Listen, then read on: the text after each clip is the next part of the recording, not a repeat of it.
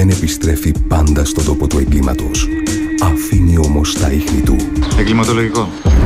Τότε 5 άνθρωποι αναλαμβάνουν δράση. Αιτίας θανάτου. Αιτίας θανάτου. Πότε τον είδατε για τελευταία φορά? Μάρκος, ο επικεφαλής. Υπάρχουν τα αποτυπώματά της. Αρχηγός και ιδρυτής της ομάδας. Ο άνθρωπος που δίνει τις κατευθύνσεις. Τους εκβίαζες για να μην μιλήσεις. Δημήτρης, ο καθηγητής. Ξέρετε τι σημαίνει φόνος. Ειδικός στην εγκληματολογία. Μπαίνει στο μυαλό του δράστη και του θυμάτος.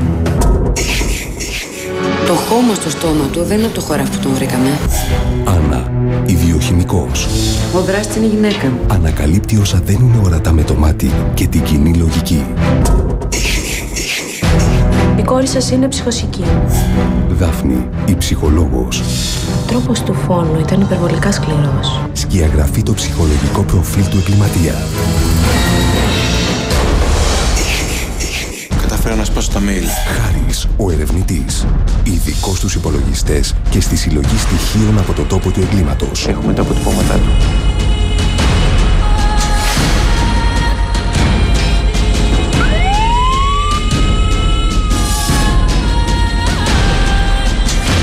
Μια επίλεκτη ερευνητική ομάδα ανατρέπει τα δεδομένα στην εξιχνίαση του εγκλήματος και φέρνει νέα εποχή στη τηλεόραση. Ο δράστης ξαναχτύπησε. Από τον Οκτώβριο, το Μέγκα γυρίζει σελίδα στις αστυνομικές σειρές με μια μεγάλη παραγωγή. Γι' αυτό, προσοχή στα ίχνη.